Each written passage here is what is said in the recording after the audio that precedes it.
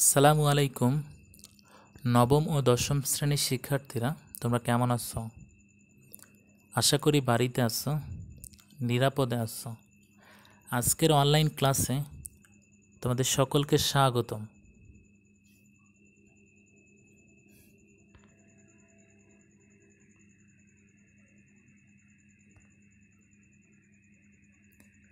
আমি মোহাম্মদ তালহা রাশেদ, সিনিয়র সহকারী শিক্ষক গণিত, Ibne Taslima Nasir school and college, Angaria, Shariatpur. পাঠ পরিচিতি।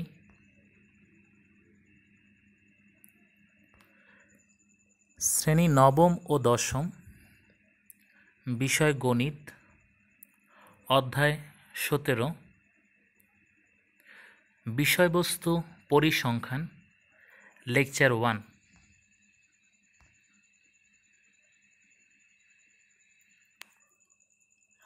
আজকের লেকচারের শিরোনাম হলো ঘনসংখ্যার নিবেশন সারণী ও গড়। শিক্ষণফল।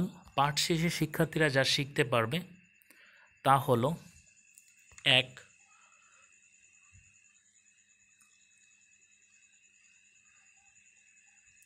হচ্ছে পরিসর, শ্রেণীব্যাপ্তি ও শ্রেণী সংখ্যা কী তা বলতে পারবে।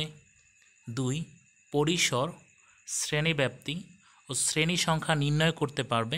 3 টালি চিহ্নের সাহায্যে ঘনসংখ্যার নিবেশ সারণী তৈরি করতে পারবে। 4 গড় কী তা ব্যাখ্যা করতে পারবে। 5 সূত্র প্রয়োগ করে গড় নির্ণয় করতে পারবে। 6 অবিচ্ছিন্ন শ্রেণীব্যাপ্তি নির্ণয় করতে পারবে। আজকের লেকচার থেকে আমরা শিক্ষার্থীরা 6টা পয়েন্ট, যে 6টা পয়েন্ট আমরা বিভিন্ন টপিক শিখব। এর মধ্যে হচ্ছে পরিসর, শ্রেণীব্যাপ্তি, শ্রেণী সংখ্যা কী, কীভাবে নির্ণয় করতে হয়, তারপর হচ্ছে ঘনসংখ্যার নিবেশ সারণীর জন্য ট্যালি কীভাবে আমরা ট্যালি দ্বারা ঘনসংখ্যার নিবেশ সারণী তৈরি করব, গড় কী, গড় কীভাবে সূত্রের সাহায্যে আমরা প্রয়োগ করব, এবং অবিচ্ছিন্ন শ্রেণীব্যাপ্তি। এই সবগুলো টপিক আমরা আজকের লেকচারে দেখব। তো আমরা সরাসরি আজকের লেকচারে চলে যাই।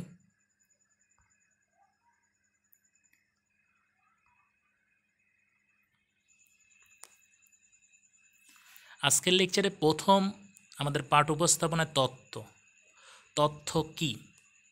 তথ্য হচ্ছে কোনো কিছু জানাই হলো তথ্য। কোনো কিছু জানাই হলো তথ্য। উপাত্ত কি? সংখ্যা দ্বারা প্রকাশিত যে কোনো তথ্যই পরিসংখ্যানের উপাত্ত। সংখ্যা দ্বারা প্রকাশিত যে কোনো তথ্যই পরিসংখ্যানের উপাত্ত। একটা ক্লাসের বার্ষিক পরীক্ষার গণিতের সকল স্টুডেন্টের নাম্বার প্রকাশ করা, এই নাম্বার প্রকাশ করাটাই হচ্ছে উপাত্ত, যার মধ্যে তথ্য অন্তর্ভুক্ত। সংখ্যা দ্বারা প্রকাশিত যে কোনো তথ্যই হলো পরিসংখ্যানের উপাত্ত। আমাদের পরিসংখ্যান কি? আমাদের মনে অনেকেরই প্রশ্ন যে আমরা পরিসংখ্যান অধ্যায় পড়তেছি, পরিসংখ্যানটা কি?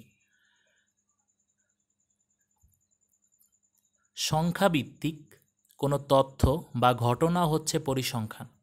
সংখ্যাভিত্তিক কোনো তথ্য বা ঘটনাই হচ্ছে পরিসংখ্যান।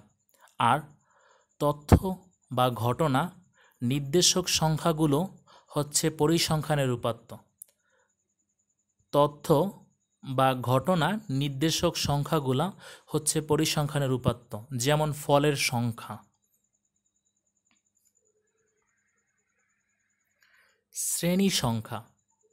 শ্রেণী সংখ্যা হচ্ছে পরিসরকে যতগুলো শ্রেণীতে ভাগ করা যায় তার সংখ্যা। শ্রেণী সংখ্যা হচ্ছে পরিসরকে যতগুলো শ্রেণীতে ভাগ করা যায় তার সংখ্যা।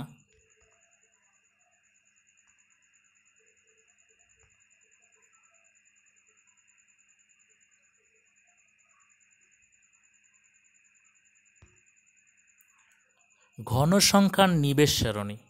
ঘনসংখ্যার নিবেশ সারণী তৈরি করতে আমাদের কি কি ধাপের প্রয়োজন, সে ধাপগুলো যদি একটু লক্ষ্য করি।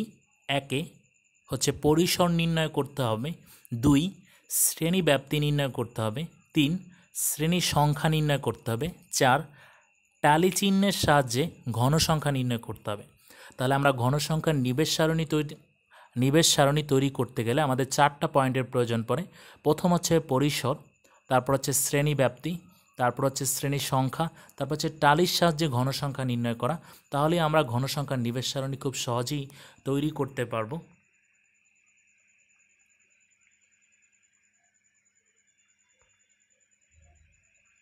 সারণী তৈরির জন্য প্রয়োজনীয় সূত্র ও নিয়মাবলী। পরিসর সমান সমান সর্বোচ্চ সংখ্যা বিয়োগ সর্বনিম্ন সংখ্যা প্লাস 1। সর্বোচ্চ সংখ্যা বিয়োগ সর্বনিম্ন সংখ্যা প্লাস 1। তাহলে আমরা পরিসর সমান সমান বলতে পারি সর্বোচ্চ সংখ্যা মাইনাস সর্বনিম্ন সংখ্যা প্লাস 1। শ্রেণী ব্যাপ্তি নির্ণয় এর প্রয়োজনীয় সূত্র হলো শ্রেণীব্যাপ্তি নির্ণয়ের নির্দিষ্ট কোনো নিয়ম নেই, তবে পরিসর 35 পর্যন্ত হলে শ্রেণীব্যাপ্তি 5 এবং পরিসর 35-এর উপরে হলে শ্রেণীব্যাপ্তি 10 ধরে নেওয়াই উত্তম। যদি পরিসর 35 হয় তাহলে শ্রেণীব্যাপ্তি 5 ধরব, পরিসর যদি 35-এর বেশি হয় তাহলে শ্রেণীব্যাপ্তি 10 ধরে নেওয়াটাই হবে উত্তম। তো পরিসরের উল্লেখযোগ্য বেশি হলে ব্যাপ্তি 15 বা 20 ধরা যেতে পারে। যদি পরিসরটা অনেক বেশি হয় 100 এরকম হয় তাহলে অবশ্যই আমাদের 15 বা 20 ধরা যেতে পারে। তাহলে শ্রেণীব্যাপ্তি নির্ণয় করতে হলে আমাদের নির্দিষ্ট কোনো নিয়ম নেই। যদি 35-এর মতো হয় তাহলে পরিসর 5 করে ধরব, আর যদি 35-এর বেশি হয় তাহলে আমরা 10 করে ধরে নেওয়াটাই উত্তম। পরিসরের উল্লেখযোগ্য যদি বেশি হয় তাহলে 15 বা 20 ধরা যেতে পারে। শ্রেণী সংখ্যা সমান সমান পরিসর বাই শ্রেণী ব্যাপ্তি। শ্রেণী সংখ্যা সমান সমান পরিসর বাই শ্রেণী ব্যাপ্তি। শ্রেণী সংখ্যা সমান সমান পরিসর বাই শ্রেণী ব্যাপ্তি। বিদ্রূপ শ্রেণী সংখ্যা দশমিক হলে সমান চিহ্নের পরিবর্তে সমান চিহ্নের পরিবর্তে চিহ্ন দেখো সর্বসম্মর মতো একটা চিহ্ন বসিয়ে পরের পূর্ণ সংখ্যা বসাতে হবে। যেমন আমরা 5.2 পেলাম, 5.2টাকে আমরা 6 লিখব। যেমন 5.8 পেলাম তাকেও আমরা 6 লিখব।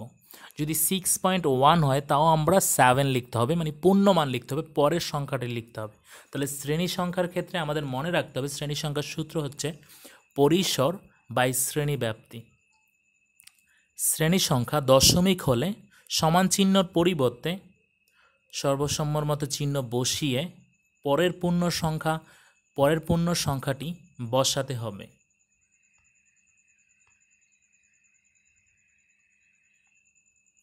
ঘনসংখ্যার নিবেশ সারণীর ধাপগুলা আমরা একটু আরেকবার লক্ষ্য করি। আমাদের 5টা ধাপ। প্রথম ধাপ হচ্ছে পরিসর, দ্বিতীয় ধাপ হচ্ছে শ্রেণী ব্যাপ্তি, তৃতীয় ধাপ হচ্ছে শ্রেণী সংখ্যা নির্ণয়, চতুর্থ ধাপ হচ্ছে ট্যালি, পঞ্চম ধাপ হচ্ছে ঘনসংখ্যা। তাহলে প্রথম ধাপে পরিসরের সূত্র হলো সর্বোচ্চ সংখ্যা মাইনাস সর্বনিম্ন সংখ্যা প্লাস 1। আর দ্বিতীয় ধাপে হচ্ছে শ্রেণী ব্যাপ্তি সমান সমান শ্রেণীর ঊর্ধ্বসীমা মাইনাস শ্রেণীর নিম্নসীমা। ব্যাপ্তি মানে হচ্ছে ব্যবধান থাকতে হবে, একটা ঊর্ধ্বসীমা একটা হচ্ছে নিম্ন সীমা। যেমন 1 থেকে 10, একটা হচ্ছে আমাদের নিম্নসীমা আর 10টা হচ্ছে আমাদের ঊর্ধ্বসীমা। যেমন 10 থেকে 20, 10টা হচ্ছে আমাদের নিম্নসীমা, 20টা হচ্ছে আমাদের ঊর্ধ্বসীমা। ধাপ 3 শ্রেণী সংখ্যা নির্ণয়। শ্রেণী সংখ্যা নির্ণয়ের সূত্র হলো পরিসর ভাগ শ্রেণী ব্যাপ্তি। এর মধ্যে মানটা যদি দশমিক আসে তাহলে পরের পূর্ণ সংখ্যা আমাদের নিতে হবে, মানে পরের পূর্ণ সংখ্যাটা আমাদের নিতে হবে। যেমন 4.3 এটাকে আমরা 5 নিতে হবে। চতুর্থ ধাপ হচ্ছে ট্যালি। ট্যালি শ্রেণীর বিপরীত সাংখ্যিক মানের জন্য ট্যালি চিহ্ন। পঞ্চম ধাপ হচ্ছে ঘন সংখ্যা। ঘন সংখ্যা নির্ভর করবে ট্যালি চিহ্নের সাংখ্যিক মানের উপর। আমাদের ট্যালিতে কতটা মান আসতেছে তার উপর নির্ভর করবে আমাদের ঘন সংখ্যা।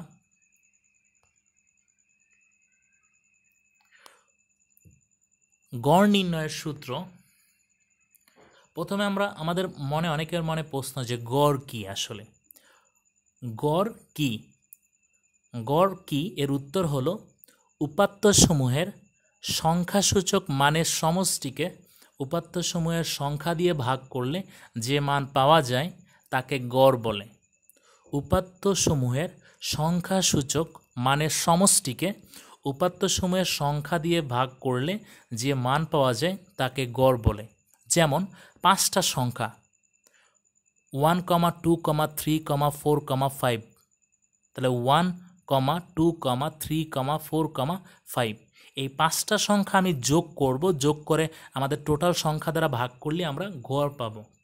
তাহলে গড়ের সংখ্যাটা আমরা আবার একটু যদি লক্ষ্য করি, উপাত্তসমূহের সংখ্যাসূচক মানের সমষ্টিকে উপাত্তসমূহের সংখ্যা দিয়ে ভাগ করলে যে মান পাওয়া যায় তাকে গড় বলে। একটু যদি লক্ষ্য করে স্ক্রিনে 45, 23, 87, 98, 21, 87 এইরকম অবিন্যস্ত উপাত্তের গাণিতিক গড় এর সরাসরি সূত্র হলো গড় এক্স বার। এক্সের উপর একটা দেখো লম্বা দাগের মতো আছে, এটাকে এক্স বার বলে। এক্স বার সমান সমান উপাত্তসমূহের যোগফল। যোগফল মানে হচ্ছে সমষ্টি বাই উপাত্তসমূহের সংখ্যা। তাহলে আমাদের এখানে সংখ্যা আছে কয়টা, টোটালটা আমরা যোগ করব 45 যোগ 23 যোগ 87 যোগ 98 যোগ 21 যোগ 87 এই কয়টা সংখ্যা আমরা যোগ করে যা পাবো তা হচ্ছে সমষ্টি উপাত্তসমূহের। আর সংখ্যা হচ্ছে কয়টা, 45 একটা, 23 একটা, 87 একটা, 98 একটা, 21 একটা, 87 একটা, তাহলে টোটালের সংখ্যা হচ্ছে 6টা। তাহলে আমাদের টোটাল সমষ্টি ভাগ 6। সারণী হতে গাণিতিক গড় নির্ণয়ের সূত্র। গাণিতিক গড় নির্ণয়ের সূত্র হচ্ছে summation of F I into X I by N. Summation of F I into X I by N.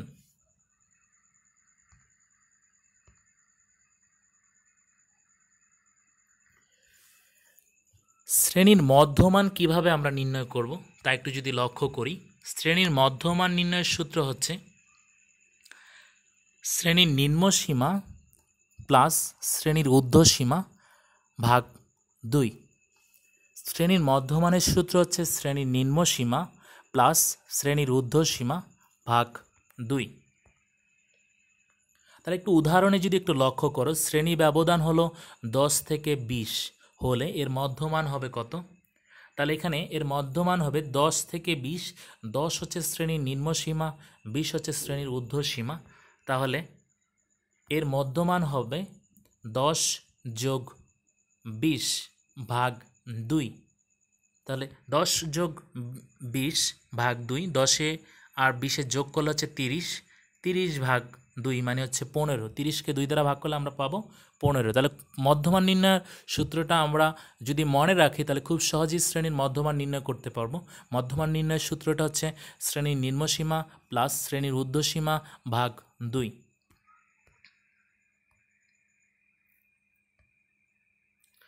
স্ক্রিনে একটু লক্ষ্য করো, স্ক্রিনে আমাদের দেওয়া আছে 25 জন শিক্ষার্থীর বার্ষিক পরীক্ষার প্রাপ্ত নম্বর এর নিম্নরূপ। 25 জন শিক্ষার্থীর বার্ষিক পরীক্ষায় প্রাপ্ত নম্বরের নিম্নরূপ। প্রথমে 72, 85, 78, 84, 78, 75, 69, 67, 88, 80, 74, 77, 79, 69, 74, 73, 83, 65, 75, 69, 63, 75, 86, 88, 71। 25 জন শিক্ষার্থীর বার্ষিক পরীক্ষার প্রাপ্ত নম্বর আমরা একটু বললাম। প্রথমে 1 নম্বর প্রশ্ন কতে, ক নম্বর প্রশ্নে আমাদের প্রশ্নে বলা আছে প্রাপ্ত নম্বরের সরাসরি গড় নির্ণয় করো। প্রাপ্ত নম্বরের সরাসরি গড় নির্ণয় করতে হলে আমাদের মনে রাখতে হবে সরাসরি গড় নির্ণয়ের সূত্র হচ্ছে টোটাল যতগুলা সংখ্যা থাকবে সবগুলা সংখ্যা যোগ করে ওই কতটা সংখ্যা আছে তার নাম্বার, মানে ওই সংখ্যার কতটা সংখ্যা আছে সেই সংখ্যা দ্বারা ভাগ করব। তাহলে আমরা খুব সহজেই গড় নির্ণয় করতে পারবো। তাহলে আমরা সবগুলা সংখ্যাকে আমরা যোগ করলাম। দেখো স্ক্রিনে কতে সমাধানে দেওয়া আছে নাম্বারগুলোর সমষ্টি, মানে সবগুলা নাম্বার 72 যোগ 85 যোগ 78 যোগ 84 যোগ 78 যোগ 75 যোগ 69 যোগ 67 যোগ 88 যোগ 80 যোগ 74, এইভাবে সবগুলা নাম্বার যোগ করে আমরা সবগুলা নাম্বার যোগ করার পর পেলাম 1875। তাহলে এখানে 25 জন শিক্ষার্থী আছে, তাহলে টোটাল সংখ্যা সমষ্টি হচ্ছে 1875 আর মোট ছাত্রছাত্রীর সংখ্যা হচ্ছে আমাদের 25।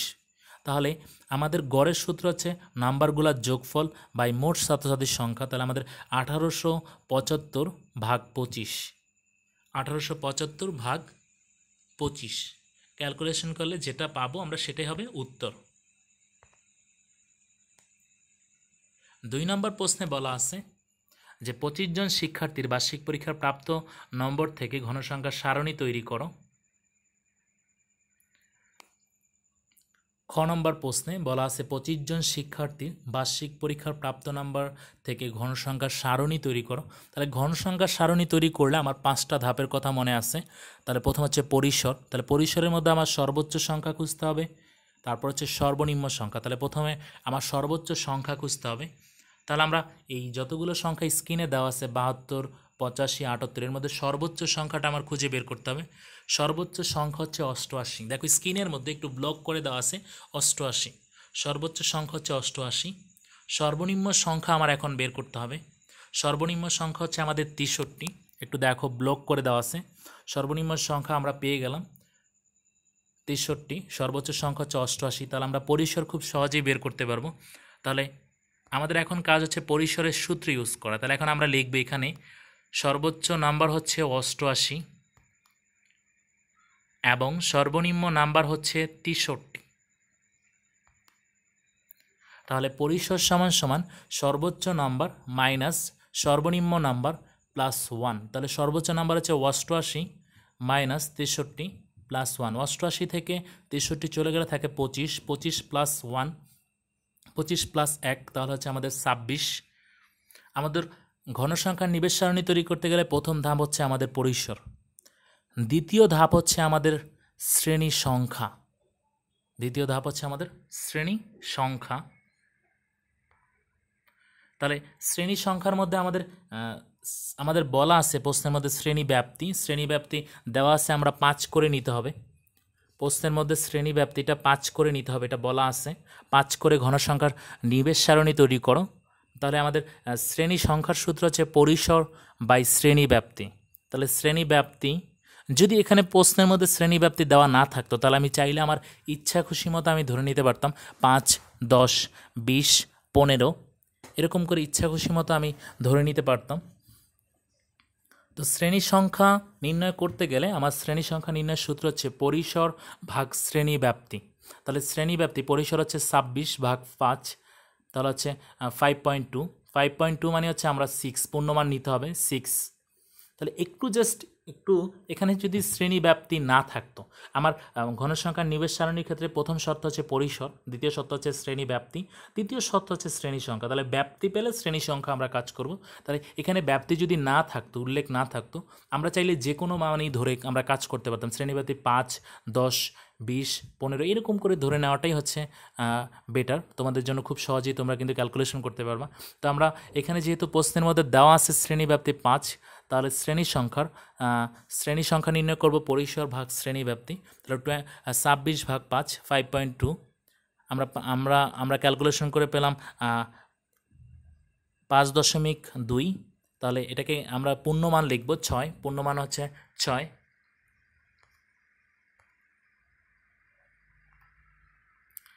এখন আমার কাজ হচ্ছে কি, এখন আমার কাজ হচ্ছে ঘনসংখ্যার নিবেশ সারণী তৈরি করতে গেলে এখন আমার কাজ হচ্ছে আমার ট্যালি করতে হবে। আমরা যদি ট্যালি করি আমাদের ট্যালির কাজ করতে হবে। ট্যালির কাজ করার আগে যেহেতু এখান থেকে এই প্রশ্নটা থেকে আমাদের বলা আছে ঘনসংখ্যার নিবেশ সারণী তৈরি করে গাণিতিক গড় নির্ণয় করো। যদি গাণিতিক গড় নির্ণয় করতে হয় তাহলে আমাদের মধ্যমান বের করতে হবে। মধ্যমানকে প্রকাশ করে এক্স আই দ্বারা, আর ঘনসংখ্যা বা গঠন সংখ্যাকে প্রকাশ করে এফ আই দ্বারা। তাহলে আমার মধ্যমানটা আমরা খুব সহজেই বের করতে পারবো। মধ্যমান বের করতে হলে মধ্যমান কেন বের করতেছি, যদি ঘনসংখ্যার নিবেশ সারণী তৈরি করি তাহলে মধ্যমান না দেখাইলেও হবে, মধ্যমানের কোনো প্রয়োজন নাই। যেহেতু গাণিতিক গড়, পুরো অঙ্কটার মধ্যে আমার গাণিতিক গড় বের করতে হবে, সেই জন্য আমি মধ্যমানটা একটু বের করা লাগবে। তাহলে মধ্যমানের সূত্র হচ্ছে শ্রেণীর নিম্নসীমা যোগ শ্রেণীর ঊর্ধ্বসীমা ভাগ 2। তাহলে আমরা একটু যদি লক্ষ্য করি, প্রথম ঘরের শ্রেণী ব্যাপ্তি, যেহেতু আমাদের সর্বনিম্ন সংখ্যা আমরা পেলাম 63, আমরা হয়তো শ্রেণী ব্যাপ্তিটা নিজেদের ইচ্ছা খুশি মতো 5 ব্যবধান করে ধরে নিছি, এমনভাবে ধরে নিছি যাতে আমাদের জন্য সুবিধা হয়। সর্বোচ্চ সংখ্যা হচ্ছে 88। আমি চাইলে 63 থেকেও আমি ধরে কাউন্ট করতে পারতাম। যেমন আমরা সুন্দর করে সিকোয়েন্সটা সহজ করার জন্য আমরা নিজেদের ইচ্ছা মতো একটু শ্রেণী ব্যাপ্তিটা ধরে নিলাম। যেমন 61 থেকে 65, 66 থেকে 70, তারপর হচ্ছে 71 থেকে 75, তারপর হচ্ছে 76 থেকে 80, তারপর হচ্ছে 81 থেকে 85, 86 থেকে 90। এর মানেই আমরা সুন্দর করে নিজেদের মতো করে সাজিয়ে নিলাম। আমরা চাইলে 63 থেকেও আমরা 5 করে কাউন্ট করে এভাবে নিতে পারতাম, 5 ঘর ব্যবধান করে, যেহেতু নিম্নমান ওইটা। তো আমরা নিজেদের একটু সুবিধার্থে, যাতে মানটা একটু শ্রেণীব্যাপ্তিটা ধরতে খুব ইজি হয়, সেই সুবিধার্থে আমরা 61 থেকে 65 এভাবে সিকোয়েন্স অনুসরণে নিলাম। তাহলে এই 61 এবং 65 এর মধ্যমান, 61 থেকে 65 এর মধ্যমান বের করতে হলে এর নিম্নসীমা হচ্ছে 61 আর ঊর্ধ্বসীমা হচ্ছে 65। তাহলে 61 + 65 ভাগ 2। তাহলে 61 + 65 এই দুইটা যদি আমরা যোগ করি, এই দুইটা আমরা যোগ করলে আমরা মান পাব 126। 126 ভাগ 2 হচ্ছে 63। 126 ভাগ 2 হচ্ছে 63। তারপরে একইভাবে 66 যোগ 70, 66 আর 70 যদি আমরা যোগ করি তাহলে আমরা পাবো 136। 136 ভাগ 2, 136 ভাগ 2 হচ্ছে আমাদের পাবো 68। আমরা চাইলে এখন নিজেদের মতো করে ইচ্ছা খুশি মতো সিকোয়েন্স অনুসারে বসাইতে পারবো, কারণ প্রত্যেকটা মানই মধ্যমানই 5 ব্যবধান আসবে। তা 63-র পর হচ্ছে 68, 68-র পর হবে আবার 73, যদি তোমরা বুঝে থাকো। তোমরা চাইলে অবশ্যই যোগ করে করতে পারবা, চাইলে তোমরা যোগ করে করতে পারবা, যোগ করতে পারবা। যেমন 71 + 75 ভাগ 2, তাহলে 71 আর 75 আমরা যোগ করলে যে মানটা পাবো সেটাকে 2 দ্বারা ভাগ করলে আমরা 73 পাবো। আবার 76 যোগ 80 ভাগ 2, আমরা এটা ক্যালকুলেশন করলে যেটা পাবো সেটা খুব সহজেই আমরা ক্যালকুলেশন করতে পারবো। যেমন 76 যোগ 80 এই দুইটা আমরা যদি ক্যালকুলেশন করি 156 ভাগ 2, 156কে 2 দ্বারা ভাগ করলে আমরা পাবো 78। আর তোমরা যদি বুঝে থাকো তাহলে মধ্যমান প্রত্যেকটা মানে কিন্তু 5 ব্যবধানে বাড়বে। তাহলে 78-এর পর হবে 83, আমরা বলতে পারবো 83-র পর হবে 88। তাহলে এখন আমাদের কাজ হচ্ছে ট্যালি। আমরা কিভাবে ট্যালি করব? আমার ট্যালি প্রথম সংখ্যা হচ্ছে 72। তাহলে 72 কোন ঘরের মধ্যে পড়ে? 72 71 থেকে 75-এর মধ্যে 72 অবস্থান করে। তাহলে 71 থেকে 75-এর মধ্যেই দেখো 72 সংখ্যাটা অবস্থান করে। আমি এই জন্য 72 ট্যালির ঘরে একটু যদি লক্ষ্য করে স্ক্রিনে, তাহলে 72টা 71 থেকে 75-এর মধ্যে পড়ে, এই জন্য এখানে একটা দাগ দিব। 72 চলে গেল। 72 চলে গেলে এখন আমার কাজ হচ্ছে 85। 85 পরে 81 থেকে 85-র মধ্যে, যদি একটু লক্ষ্য করে 81 থেকে 85-র মধ্যে 85 পরে, তাহলে আমরা একটা দাগ দিব 85-র পরিবর্তে, লম্বা করে একটা দাগ দিব। তারপর হচ্ছে 78। 78 কোন ঘরে পড়ে? 78 হচ্ছে 76 থেকে 80-র ঘরে, তাহলে 78 পরিবর্তে আমরা একটা দাগ দিব। একইভাবে 84 পরে 81 থেকে 85-র ঘরে 84 পড়ে, তাহলে আমরা আরেকটা দাগ দিব পাশাপাশি।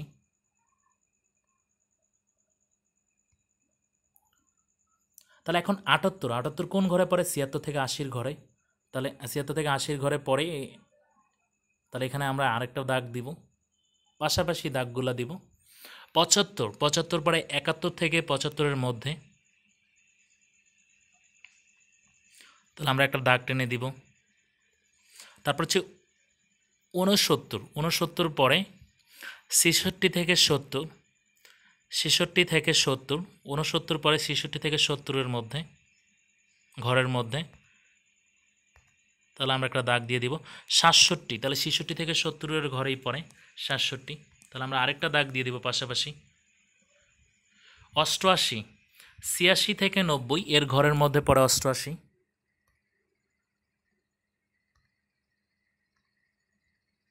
তাহলে আমরা একটা দাগ দিয়ে দিব। 80, 80 পরে 76 থেকে 80-র মধ্যে, তাহলে আমরা আরেকটা দাগ দিয়ে দিব। 74, 74 পরে 71 থেকে 75 শ্রেণী ব্যাপ্তির মধ্যে, তাহলে আমরা এর পরিবর্তে একটা দাগ দিয়ে দিব। তারপর হচ্ছে 77, 77 পরে 76 থেকে 80-র মধ্যে,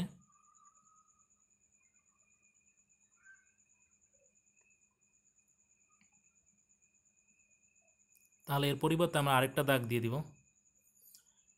একটু স্ক্রিনে লক্ষ্য করো, 79, 79 সংখ্যাটা পড়ে 76 থেকে 80 ঘরের মধ্যে, তাহলে যখন আমাদের 4টা দাগ হয়ে 5টা দাগ হবে তখন আমি 4টা দাগের মাঝ বরাবর কেটে দিব। একটু যদি লক্ষ্য করো, মাঝ বরাবর কেটে দিয়ে মানে হচ্ছে 5টা মিন করা,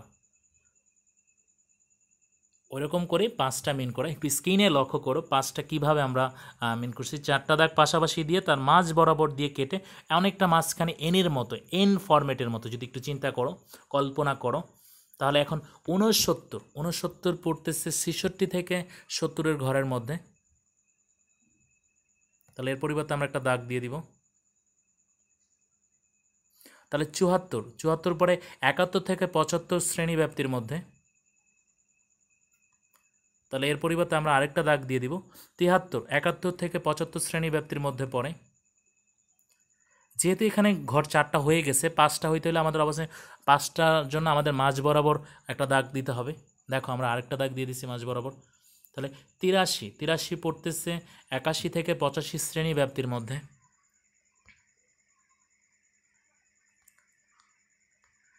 তাহলে আমরা এর মাঝ বরাবর আমরা টোটালে আরেকটা দাগ দিব, পাশাপাশি 3টা দাগ হবে। 65, 65 হচ্ছে 61 থেকে 65 শ্রেণীর মধ্যে, শ্রেণী ব্যাপ্তির মধ্যে।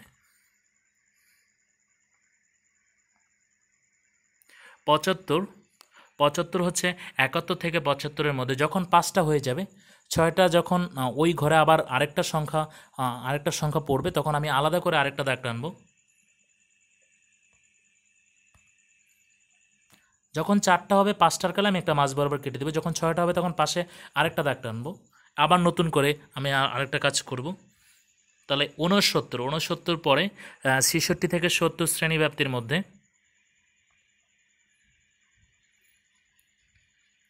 63, 61 থেকে 65 শ্রেণী ব্যাপ্তির মধ্যে পড়ে, তাহলে আমরা একটা দাগ দিয়ে দিব। 75, 75 71 থেকে 75 শ্রেণী ব্যাপ্তির মধ্যে পড়ে, তাহলে এর পূর্বে আমরা একটা দাগ দিয়ে দিব। 86, 86 থেকে 90 শ্রেণী ব্যাপ্তির মধ্যে পড়ে, আমরা একটা দাগ দিয়ে দিব।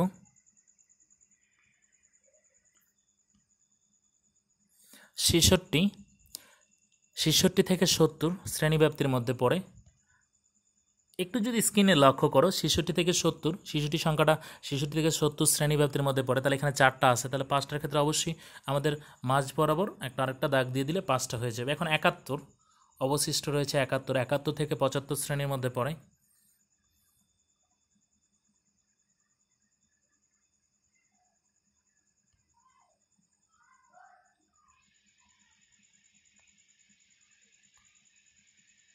তাহলে আমরা ট্যালিটা একটু যদি লক্ষ্য করো, গঠন সংখ্যা বা ঘন সংখ্যাকে প্রকাশ করে FI দ্বারা, তাহলে প্রথম ঘরে ট্যালির দাগ কয়টা? 2টা, এই জন্য ঘটন সংখ্যা হবে 2। দ্বিতীয় ঘর মানে প্রথম শ্রেণীব্যাপ্তি 61 থেকে 65-র মধ্যে ট্যালি হচ্ছে 2টা, তাহলে গঠন সংখ্যা হচ্ছে 2। 66 থেকে 70-এর মধ্যে ট্যালি হচ্ছে 5টা, তাহলে গঠন সংখ্যা হবে 5। তারপর 71 থেকে 75 শ্রেণীব্যাপ্তির মধ্যে এর ট্যালি হচ্ছে 5টা, 3টা হচ্ছে 8টা, এর গঠন সংখ্যা হচ্ছে 8। 76 থেকে 80 শ্রেণী ব্যাপ্তির মধ্যে এর ট্যালিতে চিহ্ন আছে 5, তার এর গঠন সংখ্যা হবে 5। 81 থেকে 85 শ্রেণীব্যাপ্তির মধ্যে ট্যালি হচ্ছে 3টা সংখ্যা আছে, তিনটা দাগ আছে, তাহলে এর গঠন সংখ্যা হবে 3। তাহলে 86 থেকে 90 শ্রেণীব্যাপ্তির মধ্যে ট্যালিতে দাগ আছে 2টা, তাহলে এর গঠন সংখ্যা বা ঘন সংখ্যা হবে 2। তাহলে টোটাল ঘনসংখ্যা আমাদের কত আসতেছে, মোট ঘনসংখ্যা, কারণ আমাদের প্রশ্নের মধ্যে বলা আছে মোট শিক্ষার্থী 25। তাহলে এখানে আমাদের গঠন সংখ্যা বা ঘনসংখ্যা যদি 25 না হয়, আমাদের মনে করতে হবে যে ট্যালি ভুল হয়েছে। যদি 25 না আসে, গঠন সংখ্যা আমরা যোগ করার পর যদি 25 না হয়, আমাদের আমাদের মনে করতে হবে যে আমাদের অঙ্কের মধ্যে কোথাও আমাদের ভুল হয়েছে, আমরা ট্যালিতে ভুল করে ফেলছি, কোনো সংখ্যা হয়তো আমরা মিস করছি। তো আমরা যখন ট্যালির কাজ করব, আমরা যখন যেই সংখ্যাটা নিয়ে ট্যালি কাজ করব, আমরা ট্যালি যখন যেটা নিয়ে ট্যালির কাজ হয়ে যাবে, ওইটার উপর আমরা টিক মেরে দিব, তাহলে আমাদের কিন্তু ভুল হওয়ার সম্ভাবনাটা খুব কম থাকবে। তাহলে আমাদের যেহেতু প্রশ্নের মধ্যে বলা আছে 25 জন শিক্ষার্থী, তাহলে আমাদের 25 জন আমরা গঠন সংখ্যা পেলাম, তাহলে আমাদের ট্যালি সঠিক। তাহলে আমরা যখন শ্রেণীর ঘনসংখ্যার নিবেশ সারণী তৈরি করব, নিবেশ সারণী তৈরি করতে গেলে শ্রেণী ব্যাপ্তি আর হচ্ছে ট্যালি আর হচ্ছে গঠন সংখ্যা, এটা নির্ণয় করতে পারলে আমরা শ্রেণীর এই যে ঘনসংখ্যার নিবেশ সারণী তৈরি করতে পারবো। ঘনসংখ্যার নিবেশ সারণী তৈরি করতে গেলে শ্রেণীর মধ্যমানেরও কোনো প্রয়োজন নাই, তারপর হচ্ছে FI XI মানের কোনো প্রয়োজন নেই। আমরা যেহেতু গাণিতিক গড় বের করব, সেই জন্য হচ্ছে শ্রেণীর মধ্যমানটা আমাদের দরকার। তাহলে মধ্যমান যেহেতু দরকার, তাহলে মধ্যমান বের করতে গেলে আমরা সেই জন্য মধ্যমান বের করলাম। তাহলে এখন আমরা FI XI নিয়ে কাজ করব। তাহলে FI ইন্টু XI, তাহলে 63 ইন্টু 2, আমরা এটা যদি ক্যালকুলেশন 63 গুণ 2, তাহলে 63 গুণ 2 হচ্ছে 126, 68 গুণ 5 হচ্ছে 340, তারপর হচ্ছে 73 গুণ 8, আমরা ক্যালকুলেশন করলে পাবো 584, 78 গুণ 5 পাবো 390, 83 গুণ 3 249, 88 গুণ 2 176। এখন আমি এই টোটালটাকে যোগ করব। এই টোটালটাকে যোগ করা মানে হচ্ছে সামেশন অফ FI XI, টোটালটা যোগ করা। সামেশন মানে হচ্ছে টোটালটা সমষ্টি, সামেশন চিহ্ন মানে হচ্ছে সমষ্টি। তাহলে FI ইন্টু XI, টোটালটা আমরা যদি যোগ করি, আমরা টোটালটা যোগ করলে পাবো 1865। তাহলে একটু যদি স্ক্রিনে তোমরা এটা দেখতেছো 1865, ঠিক আমরা যখন সরাসরি গড় হয়তো ক্যালকুলেশন করলাম, তখন সরাসরি গড়ের ক্ষেত্রে জাস্ট যোগ করে আমরা কিন্তু 1865 পাইছি। তাহলে আমরা বলতে পারি যে আমাদের এখানকার সবই ঠিক হচ্ছে। তাহলে এখন আমাদের শ্রেণীর গাণিতিক গড় নির্ণয় করতে গেলে, গাণিতিক গড় নির্ণয় করার ক্ষেত্রে আমাদের সূত্র মনে রাখতে হবে summation of FI into XI by N। গাণিতিক গড়ের সূত্র হচ্ছে summation of FI into XI by N। তাহলে 1865 ভাগ 25, তাহলে আমরা যদি ক্যালকুলেশন করি 1865 ভাগ 25 আমরা যদি ক্যালকুলেশন করি, আমরা পাবো 74.6, 74.6, আমরা পাবো 74.6। 1865কে যদি আমরা 25 দ্বারা ভাগ করি, তাহলে আমরা পাবো 74.6। তাহলে খুব সহজেই কিন্তু আমরা গাণিতিক গড় নির্ণয় করতে পারছি। তাহলে আমরা লিখব যে নির্ণয় গড় 74.6, নির্ণয় গড় 74.6। তাহলে একটু যদি লক্ষ্য করো, শ্রেণী ব্যাপ্তি থেকে অবিচ্ছিন্ন শ্রেণী ব্যাপ্তি কীভাবে নির্ণয় করব, শ্রেণী ব্যাপ্তি থেকে অবিচ্ছিন্ন শ্রেণী ব্যাপ্তি কীভাবে নির্ণয় করব।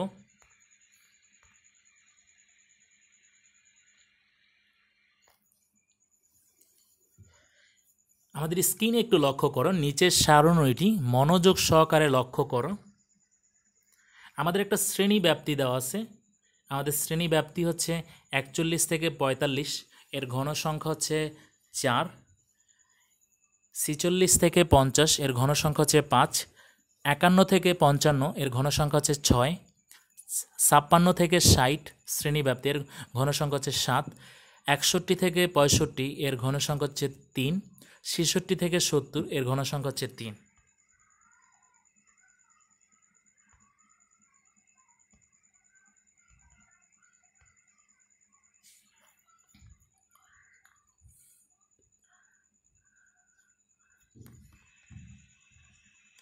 এখানে শ্রেণীব্যাপ্তিগুলো অবিচ্ছিন্ন নয়, সুতরাং শ্রেণীব্যাপ্তিগুলো অবিচ্ছিন্ন করে পাই।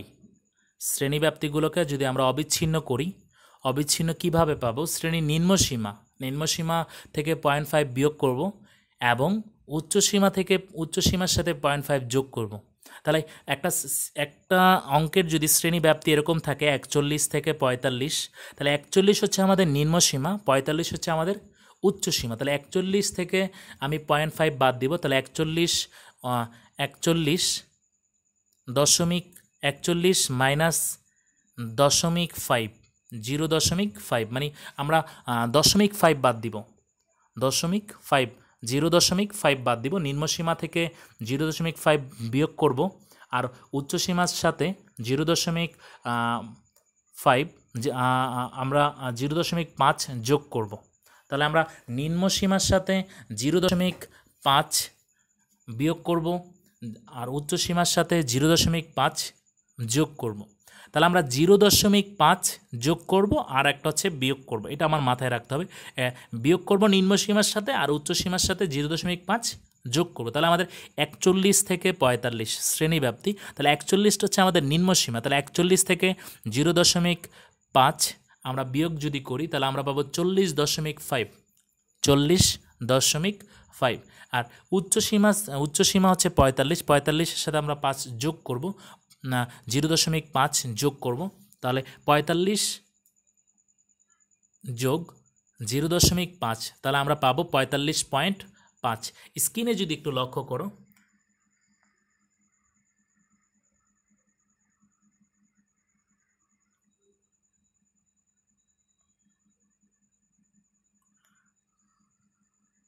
স্ক্রিনে যদি একটু লক্ষ্য করো 45 এখানে মাইনাস 0.5 ছিল, তাহলে 45 মাইনাস 0.5 ছিল, এখানে প্লাস হবে 45 প্লাস 0.5, তাহলে এখানে 45.5 হবে। তাহলে আমরা যদি একটু সারণীটা লক্ষ্য করি, আমাদের যেই ঘনসংখ্যার সারণী দেওয়া আছে, আমরা তাহলে শ্রেণীব্যাপ্তি, অবিচ্ছিন্ন শ্রেণীব্যাপ্তি ঘন, অবিচ্ছিন্ন শ্রেণীব্যাপ্তি ঘন সংখ্যা। তাহলে প্রথম শ্রেণীব্যাপ্তিতে আমাদের 41 থেকে 45 আছে, তাহলে 41টা হচ্ছে আমাদের শ্রেণীর নিম্ন সীমা। এর থেকে যদি আমরা 0.5 বাদ দিই তাহলে হবে 40.5 বিয়োগ আমাদের উর্ধ্বসীমা আছে 45, 45-এর সাথে আমরা 0.5 যোগ হবে, তাহলে 45.5। দেখো আমাদের 40.5 মাইনাস 45.5। তাহলে এখন আমরা একইভাবে যদি 46 থেকে 50-এর কাজ করি, তাহলে 46 থেকে আমাদের 0.5 বাদ দিতে হবে, 50-এর সাথে যোগ করতে হবে, তাহলে হবে 45.5 এবং আরেকটা হবে 50.5। এখন একইভাবে 51 থেকে 55 শ্রেণীব্যাপ্তি, এর মধ্যে থেকে 51 থেকে আমরা 0.5 বাদ দিব, 55-এর সাথে যোগ করবো। 51-এর সাথে যদি আমরা বাদ দিই তাহলে হবে 50, টোটালটা হবে 50.5, আরেকটা হবে 55.5।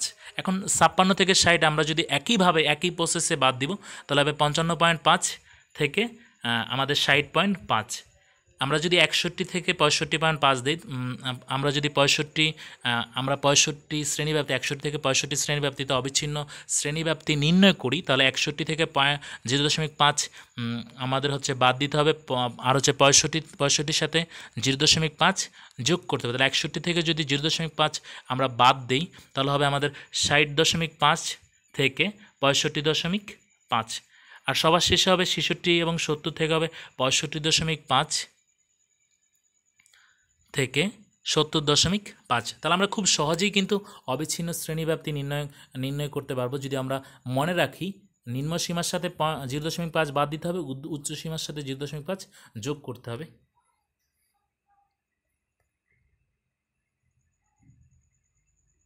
আজকের লেকচার থেকে তোমরা কতটুকু শিখলা তার উপর তোমাদের মূল্যায়ন।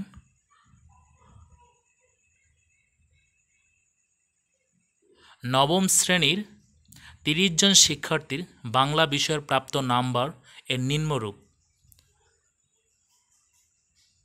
30 জন শিক্ষার্থীর বাংলা নাম্বার দেওয়া আছে 45, 42, 60, 61, 58, 53, 48, 52, 51, 49, 73, 72, 57, 71, 64, 49, 56, 48, 67, 63, 70, 59, 54, 46, 43, 65, 59, 43, 68 এবং 52।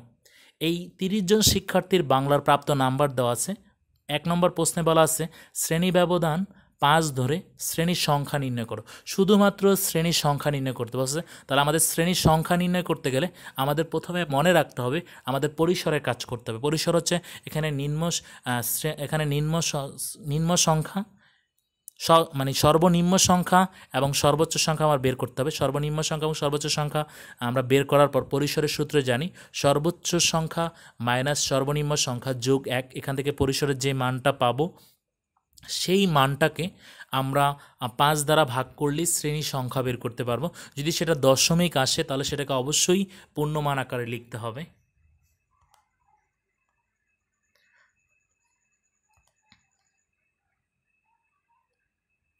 তো আজকের লেকচারের আলোকে তোমাদের বাড়ির কাজ একটি স্ক্রিনে লক্ষ্য করো। নবম শ্রেণীর 30 জন শিক্ষার্থীর বাংলার প্রাপ্ত নম্বরের নিম্নরূপ। 30 জন শিক্ষার্থীর নাম্বার দেওয়া আছে। 1, ঘনসংখ্যার সারণী তৈরি করো। 2, সারণী থেকে গড় নির্ণয় করো। তাহলে ঘনসংখ্যার সারণী তৈরি করতে বলা হয়েছে। এখানে কিন্তু ঘনসংখ্যার সারণী তৈরি করতে যেহেতু বলা হয়েছে আমরা আমাদের শ্রেণীব্যাপ্তি কিন্তু আমাদের ইচ্ছা খুশি মতো ধরতে পারবো। আমরা চাইলে 5ও ধরতে পারবো, 10ও ধরতে পারবো, আমরা আমাদের মনের মতো করে ধরে নিব। সচরাচর যদি 35-এর একটু মনে রাখবা 35-এর মতো হয় তাহলে আমরা 5 ধরবো। 35-এর বেশি হলে আমাদের 10 ধরাটা উত্তম। যদি আমাদের পরিসর যদি 35-এর বেশি হয় তাহলে আমাদের 10 ধরে আমরা কাজ করব। আর যদি তারও বেশি হয় আমরা 15 বা 20 ধরে কাজ করব। তাহলে আমরা এখানে এই অঙ্কের ক্ষেত্রে আমরা 5 ধরে কাজ করলেই ঘনসংখ্যার নিবেশ সারণী তৈরি করতে পারবো। ঘনসংখ্যার নিবেশ সারণী তৈরি করতে হলে আমাদের প্রথম কাজ হচ্ছে আমরা পরিসরের মধ্যে সর্বোচ্চ সংখ্যা এবং সর্বনিম্ন সংখ্যা বের করতে হবে। তারপর পরিসর বের করতে হবে। তারপর শ্রেণী ব্যাপ্তি ধরে নিতে হবে।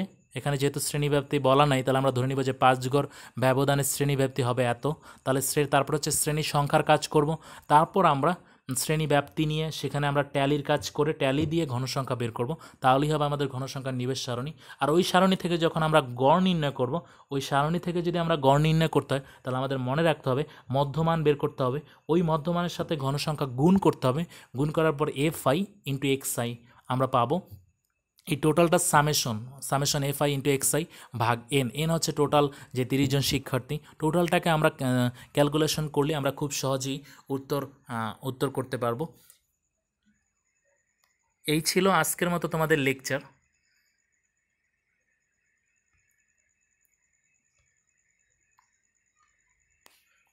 তোমরা সকলে ভালো থেকো, নিরাপদ দূরত্ব থেকো, স্বাস্থ্যবিধি মেনে চলো। আমাদের অনলাইন যে ক্লাসগুলো হচ্ছে তোমরা প্রত্যেকেই একটু বাসায় বেশি বেশি করে প্র্যাকটিস করো এবং অনলাইন ক্লাসগুলো একটু সরাসরি থাকার চেষ্টা করো। তো আজকের মতো তোমরা এতটুকুই। তোমরা সকলে ভালো থেকো। খোদা হাফেজ।